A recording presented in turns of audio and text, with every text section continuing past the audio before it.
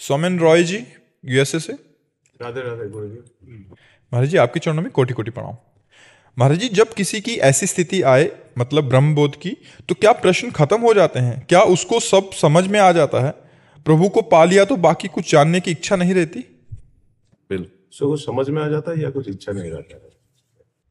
जैसे आप छक गए ना, तो आपको अनुभव हो गया ना, अब हम छक गए, फिर आपको भोजन की इच्छा उस समय नहीं हो सकती। तो ये तो प्राकृतिक छकन है, वो सच्चिदानंद में छकन है। जो अपने स्वरूप का बोध हो जाता है तो ब्रह्मभूता प्रसन्नात्मा न शोचति न कांक्षति समः सर्वेषु भूतेषु मद भक्तिम लभते पराम। अखंड प्रसन्नता, पूर्ण निष्कामता, न कोई शोक, न कोई सोच, न कोई चाह, वो एक अलौकिक अनुभव गम्य है ना। तो उसे वाणी के द्वारा हम नहीं बता सकते या कोई नहीं बता सकता। अनिर्वचनीयम प्रेम स्वरूपम, वाणी के द्वारा उसका वर्णन नहीं हो सकता। आनंद का वर्णन तो वाणी के द्वारा विषयानंद का भी नहीं हो सकता। भगवदानंद की तो बात जाने दो। जैसे हम आपको एक मीठा खवाएं, पेड़ा ही खवा दें, कैसा है तो आप कहोगे मीठा है। नहीं, कैसा मीठा है? बहुत अच्छा है। नहीं, कैसा बहुत अच्छा है? तो आपका अगला उत्तर होगा खा के देख लीजिए। इसके बाद इसका उत्तर आप नहीं दे सकते। बहुत अच्छा है, इसके बाद आप नहीं दे सकते।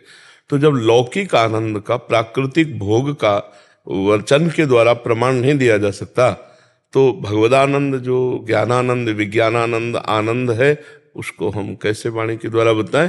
वो क्या भगवान श्री कृष्ण के वचन है, ब्रह्मभूता प्रसन्नात्मा, अद्भुत प्रसन्नता, न सोचति न कांक्षति, ना कोई चाह ना कोई सोच। कैसी अद्भुत स्थिति होगी, सोचो। जब हमारे अंदर कोई कामना नहीं होगी, कोई चाह नहीं होगी, कोई भय नहीं, कोई चिंता नहीं, कोई शोक नहीं, अखंड प्रसन्नता, यही हमारा स्वरूप है। यही ब्रह्मबोध संपन्न महापुरुष की स्थिति होती है। और भक्ति में अपने प्रभु अपने साथ होते हैं, जिनको ज्ञानी लोग ब्रह्म कहते हैं, योगी लोग परमात्मा कहते हैं, भक्त लोग भगवान कहते हैं। वो प्रभु हमारे हृदय में, हमारे नेत्र में, हमारी बुद्धि में, हमारे मन में समा जाते हैं। पीर मूर्ति नयनन बसे तेहि रस राहे समाए, ये लक्षण सुन प्रेम के और न कछु सुहाए, और न कछु सुहाए शब्द पर देखिए, फिर अपने रस मातो। अपने कौन? आत्मस्वरूप या प्रभु, जो भी कहो। अपने रस मातो, कुटुम देहते जाए छूट सब ही विधि नातो।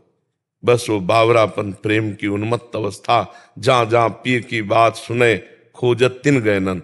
कौन मुझे अध्यात्म की बात सुना दे, शुद्ध प्रिया प्रीतम की बात कौन सुना दे। पूरा हित धू छिन छिन ले प्रेम जल भरी भरी नैनन। थोड़ी थोड़ी देर में आनंदस्व प्रवाहित करता हुआ वो प्रेम की उमगन में, न लाज तीन लोकन की, न वेद को कहो करे, न संक भूत प्रेत की, न देव जच्छते डरे, सुने न कान और की, दृश्य न और इच्छना। ऐसी प्रेम भक्ति जागृत होती है। जो योगी होता है वो अपने प्राणों का संयमन करके ऊर्ध्व भावना, परमात्मा भावना में, जैसे गाढ़ निद्रा, ऐसे जागृत अवस्था में शून्य रहता है। गाढ़ निद्रा में कोई चिंतन नहीं, पर बेशुद्ध अवस्था होती है। वो शुद्ध में रहते हुए भी गाढ़ निद्रा की तरह रहता है, परमात्मा स्थित। तो योगी की भी वही स्थिति, शून्य, कोई चिंतन नहीं। ज्ञानी की भी यही स्थिति, कोई चिंतन नहीं। और प्रभु के सिवा कोई चिंतन नहीं, सोई भक्त। ये चरम अवस्था की स्थिति है। यहाँ न कुछ जानना है न पाना है, यहाँ न कुछ बाकी रह गया है और न कुछ पूर्ण हुआ है। पूर्ण भी नहीं है और कुछ बाकी भी नहीं है। तो सृष्टि की जो रहस्य है वो समझ में आ सकता है। सृष्टि का रहस्य उसको समझ आ जाता है क्या? वही तो सृष्टि बना हुआ था, और कौन था? ये सृष्टि क्या है? एक ही परमात्मा तो है ना, एक को हम बहुश्यामा। ये हमारा ही तो संकल्प है। संकल्प समेट लो तो कुछ नहीं है। ज्ञानी ऐसे योगी और भक्त इष्टाकार। यहाँ भी इष्ट है, यहाँ भी इष्ट है, सब जगह हमारा प्रीतम है। सिय राम में सब जग जानी। सृष्टि में और कुछ नहीं है, न स्त्री है, न पुरुष है, न जड़ है, न चैतन्य है। एक परमात्मा है। जगन नाटक वैभवा।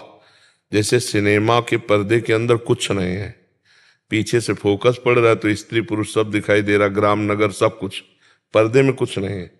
समझ लेना, ऐसे ही सृष्टि में कुछ नहीं, एक परमात्मा ही एक ग्राम नगर स्त्री पुरुष बना हुआ है। बस जहां से फोकस पड़ रहा है वहां दृष्टि पहुंच जाए। सब कर परम प्रकाशक जोई। परमात्मा। अब ये कैसे समझ में आएगा? हमारी बहिर्मुख दृष्टि की स्त्री नहीं है, पुरुष नहीं है, नहीं, ये तो पोशाक है।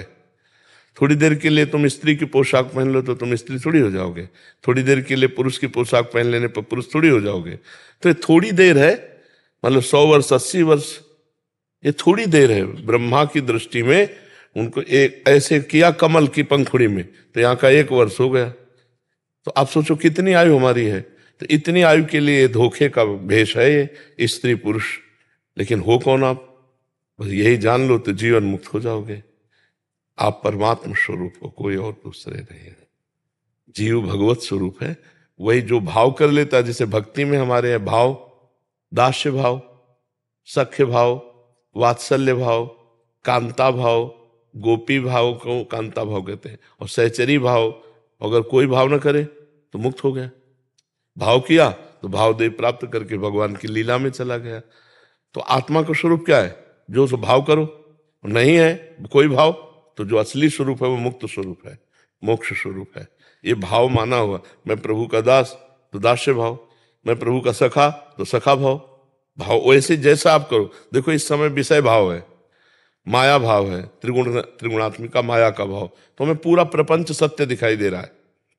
अगर भगवत भाव तो केवल भगवान ही नजर आएंगे, सब में भगवान। देखो गोस्वामी जी कह रहे हैं, जड़ चेतन जग जीव जत सकल राम में जान। मान ही नहीं कह रहे कि मैं सबको भगवान मानता हूं, नहीं, जानता हूं कि सब में भगवान ही विराजमान है। ये सृष्टि बनने वाला वही, बनाने वाला वही, और बिगड़ने वाला भी वही। ये बात जो जान जाता है वो ज्ञानी हो जाता है। सृष्टि जिसने बनाई वही बना सृष्टि, और जो बना वही बिगड़ करके अपने स्वरूप में आ गया। कुछ नहीं यहाँ है। आप देखो ना, सब जितने घड़े हैं ये, इनमें प्रतिबिंब जो पड़ रहा है एक ही। जैसे 1000 घड़े रख दे तो 1000 सूर्य नजर आएंगे ना प्रतिबिंब में, लेकिन सूर्य तो एक है ना। तो इन घड़ों के कारण अनेकों रूप दिखाई दे रहे हैं। अच्छा, मूर्ख, विद्वान, साधु, असाधु, गंदा, उत्तम, ऐसा, स्त्री, पुरुष, जड़, चैतन्य, ये घड़ों के कारण है। वो एकमात्र परम पवित्र निर्विकार सच्चिदानंद सब में व्याप्त है। जो चैतन्यता है ना, जिससे हिलन डुलन चैतन्यता, बोलना, खाना, पीना, ये जितने भी हमारे पार्थिव अंग काम कर रहे हैं, उसी परमात्मा शक्ति से काम कर रहे हैं। अब उसको हम भूले हुए हैं, उसको अलग अलग नाम दे दिए। जैसे आपका नाम क्या है, आपका नाम क्या है, तो आपको पुकारे तो आप बोल दोगे, लेकिन वो आपका नाम नहीं है, वो शरीर का संबोधन है। आप तो अनाम है, अरूप है। समझ पा रहे? वास्तविक ज्ञान जो है, अच्छा ना समझोगे तो 4 दिन के बाद फिर दूसरा वर्दी मिल जाएगी। सुअर, कुत्ता, गधा, कौन सी वर्दी मिले, फिर इसका चांस नहीं कि आप बैठ करके अपनी सुलझन को सुलझा सको। जो हमारी सुलझन उलझन में बदल चुकी है उसको हम सुलझा सके। बहुत बुरी स्थिति है, फंसते चले जा रहे हैं। हमें लौटना है, मनुष्य जीवन में लौटना है, हम लौट नहीं रहे और आगे बढ़ते चले जा रहे हैं। गंदगी बातों की तरफ इतना बढ़ते जा रहे हैं कि ये बात समझे में नहीं आ रही कि यार मुझे मुक्त होने के लिए अवसर दिया गया है, फंसने के लिए नहीं। और माया ऐसे ऐसे दाने डालती जा रही कि हम फंसते चले जा रहे हैं। मैं पुरुष हूँ, मैं पति हूँ, मेरी पत्नी है, मेरा पुत्र है, मेरे माँ है, मेरे पिता है, मेरे अमुक है, पूरा राग पूर्ण जीवन व्यतीत हो रहा है। अगर इन्हीं में भगवान को झांक के देख ले तो मुक्त हो जाए, इनमें मोह कर ले तो फंस करके पुनरपि जननम पुनरपि मरणम पुनरपि जननी जठरे शयनम, बार बार दुख भोगना पड़ेगा। ऐसी विचित्र माया है कि ये ज्ञान होते हुए भी हम वही पाप कर्म करते हैं जो नहीं करना चाहिए। तो कैसे ये हम प्रयोग क्यों नहीं कर पाते ज्ञान का? जो हमारे अंदर ज्ञान है, सबको लगभग ज्ञान, प्रयोग क्यों नहीं? क्योंकि भजन नहीं है। भजन के बिना ज्ञान का प्रयोग नहीं कर सकते। और ज्ञान हो या ना हो, भजन शुरू कर दो तो आपके अंदर जो ज्ञान आएगा वो प्रयोग वाला आएगा।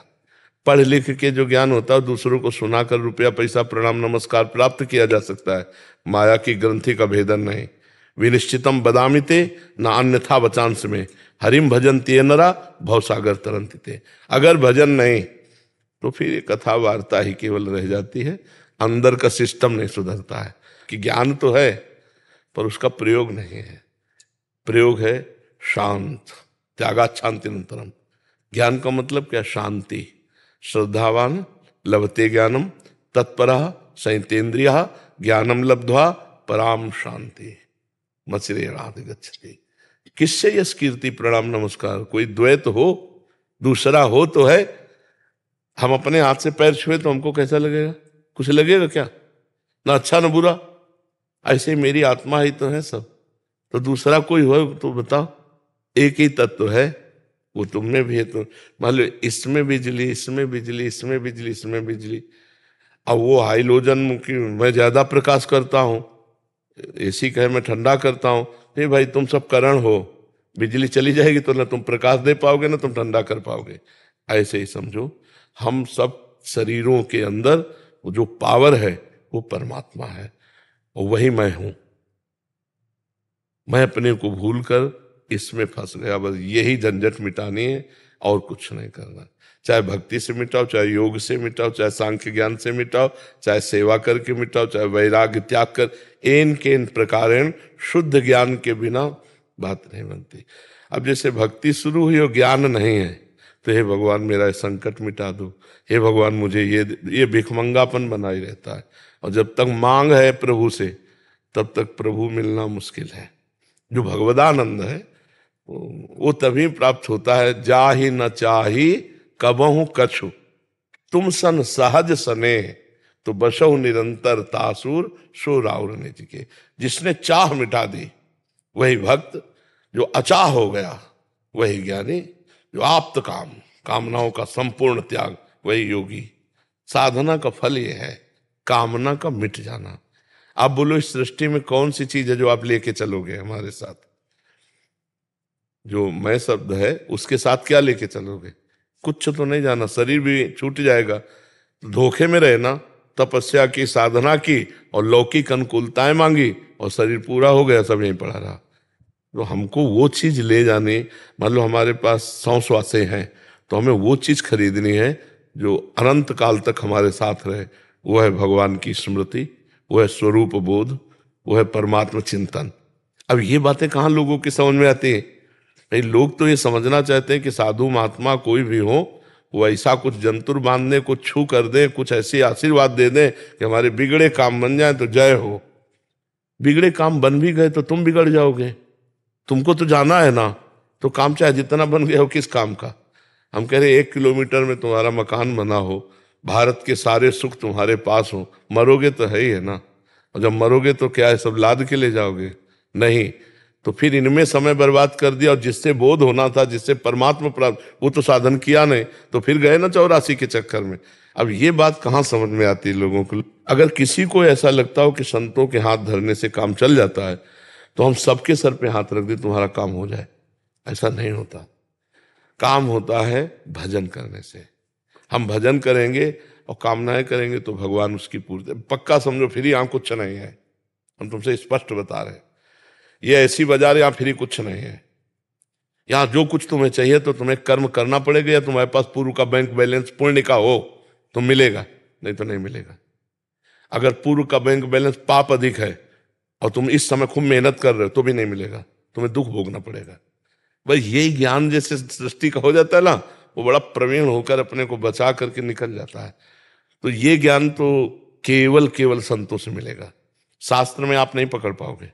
क्योंकि शास्त्र का अनुभव करके जब वो बोलते हैं हमारी भाषा में सरल, तो हम समझ जाते हैं। शास्त्र भाषा ऐसी है कि जैसे राजा के खजाने को बहुत भूल भुलैया में रखा जाता है। मार्ग वही है पर इतने मार्ग बता दिए गए कि वो आदमी पहुंच नहीं पाएगा जहां खजाना रखा है। तो जो राजा का निजी जन हो जाता है उसको पता होता है कि ये सब भूल भुलैया, सीधा ये मार्ग है। जैसे हम कभी कभी कहते हैं, देखो तुम लोगों को ज्यादा चिंता करने की जरूरत नहीं, तुम अपने कर्तव्य कर्म को भगवान की पूजा समझो, अपने परिवार में भगवान को देखो, नाम जप करो, इसी से भगवत प्राप्ति हो जाएगी। बिल्कुल सरल भाषा में सब शास्त्रों का सार। भगवान को परिवार में पहले देखो, बाहर देखने की जरूरत नहीं, पहले घर में देखो, पहले अपने में देखो, फिर घर में देखो, फिर मोहल्ले में देखो, फिर ग्राम में देखो, फिर प्रदेश में देखो, फिर देश में, फिर विश्व में फैलाओ अपने भावना को। अभी भगवत प्राप्ति हो जाएगी। भगवत प्राप्ति के लिए सही पूछो तो भगवत प्राप्त हो बस यही जानने के लिए है। जो व्यवधान है उनको हटाया जा रहा है। यही व्यवधान राग और द्वेष, अपना और पराया, मैं और तू। माया का स्वरूप क्या है? मैं अरु मोर तोर तै माया, जेहि बस कीन्हे जीव निकाया। मैं, तू, मेरा, तेरा, इसी को मिटा देना। मैं और तू नहीं। जहां मैं और तू है वहां माया है, जहां तू ही तू है वहां भक्ति है, और जहां मैं ही मैं है वहां ज्ञान है। एक पकड़ लो, एक मार्ग में चल लो। समझ पाए आप?